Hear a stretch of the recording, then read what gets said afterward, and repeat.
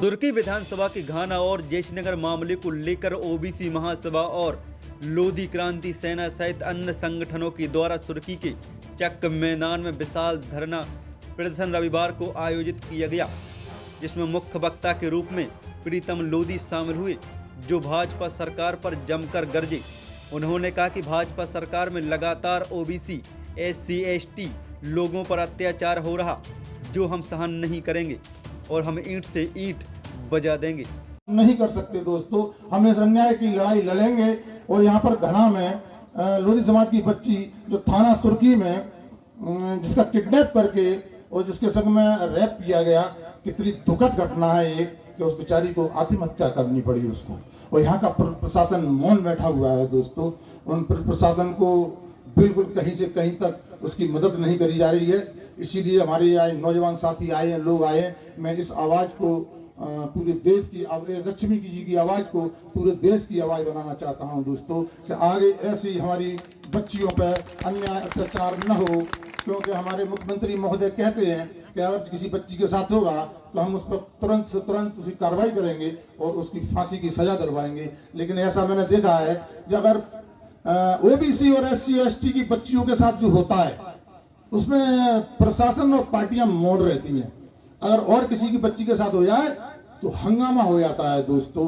इसलिए मैंने कहा है कि भाई इन गरीबों की बच्चियों का लोग हमदर्द बने और इनको न्याय दिलवाएं। जैसे ही एक अपने कृतेश कुशवा थाना जयश्रीनगर पुलिस की कस्टडी में उसकी हत्या हुई थी दोस्तों। पुलिस की कस्टडी में हत्या होना एक बहुत बड़ी बात होती है और ऐसे व्यक्ति की हत्या हो गई और यहाँ पर पुलिस प्रशासन मौन बैठा हुआ है। ऐसे लोगों के साथ हमें अत्याचार सहन नहीं करना चाहिए। मैंने एक बात कही थी, हमें अत्याचार नहीं करना है, हमें अत्याचार नहीं करना है, ना ही हमको सहन करना है दोस्तों।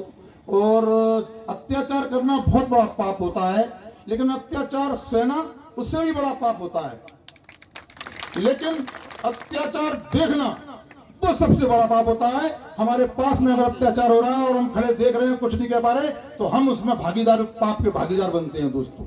ये दो हत्याएं हुई हैं, लक्ष्मी जी की और कुशवा जी की, इनमें हमें बढ़ चढ़कर बोलना है और बढ़ चढ़ करना है। इस लड़ाई को मैं अंजाम तक पहुंचाऊंगा दोस्तों। केवल आप तो मेरे साथ देते रहना, इसको मैं लास्ट अंजाम तक ले जाऊंगा। मैंने दोस्तों ईमानदारी की बात यह है कि मैंने घर बार छोड़ दिया। मैं केवल आपकी लड़ाई के लिए निकला हूं। ये ध्यान रख लेना मेरे भाइयों, जब तक इस लड़ाई को अंजाम तक नहीं पहुंचाऊंगा तब तक मैं चैन से नहीं बैठूंगा दोस्तों। इनको बताऊंगा, जो पूंजीपतियों को बताऊंगा, हमारे ये बड़े भाई हैं इनको भी बताऊंगा। मैं बड़ा भाई किसको बोलता हूं? हम स्वर्ण समाज को मैं बड़ा भाई बोलता हूं, अपने को मैं बीच का भाई बोलता हूं। लेकिन हमारे जो SC, ST के लोग हैं वो हमारे छोटे भाई है। हम घर में भी देख लो, बड़ा भाई अगर कोई चीज लाएगा। इसके साथ ही उन्होंने कहा कि देश के प्रधानमंत्री एक अच्छे इंसान हैं, जो अच्छा काम कर रहे और मध्य प्रदेश के सभी मामलों को लेकर 10 दिसंबर से पिछोर से 5000 युवाओं के साथ दिल्ली तक पैदल जाएंगे और प्रधानमंत्री के समक्ष इन मामलों को रखेंगे। उन्होंने कहा कि आगामी विधानसभा चुनाव में ओबीसी महासभा सहित अन्य संगठन मिलकर लगभग 50 सीटों पर चुनाव लड़ेगी। इसके साथ ही उन्होंने प्रदेश के मंत्रियों को हिदायत दी कि सच का साथ दें, वरना आगामी चुनाव में जनता सबक सिखाएगी। भाई साहब, ये दो मामले आए हैं सुर्की विधानसभा से, इस लड़ाई को आप कहां तक ले जाएंगे और क्या आपकी अब मांग है? मैं प्रीतम लोधी, भाजपा से दो बार निष्कासित। आपने जो क्वेश्चन किया है, अच्छा क्वेश्चन किया है। इसमें मुझे आपका भी साथ जरूरी है, आप लोग भी साथ दो। मैं इस दोनों केसों को मैं जल्द से जल्द प्रधानमंत्री महोदय के समक्ष रखने वाला हूं मैं, और वो भी यहाँ से पैदल जाऊंगा और मेरे साथ पूरी जनता जाएगी पैदल। पदयात्रा करेंगे हम और पदयात्रा के जरिए मैं रखूंगा। मुझे प्रधानमंत्री पर भरोसा है, जैसे देश को भरोसा है। हमारा प्रधानमंत्री बहुत अच्छा काम कर रहे हैं और प्रधानमंत्री भरोसा है कि इन दोनों केसों को वो संज्ञान में लेंगे और इन दोनों को वो न्याय दिलवा देंगे। हमारे मुख्यमंत्री महोदय जी से मेरी बात हुई है। हमारे मुख्यमंत्री महोदय भी बहुत अच्छे व्यक्ति हैं, और लेकिन हमारे मुख्यमंत्री को कुछ लोगों ने हाईजैक कर लिया है, वो उनको काम नहीं करने दे रहे हैं। मैं इसीलिए यहाँ जगह जगह जो लोगों के पास जा रहा हूँ मैं कि जिन लोगों को न्याय मिले और इनके साथ अन्याय न हो। ओबीसी एससी के पास बहुत अन्याय हो रहा है।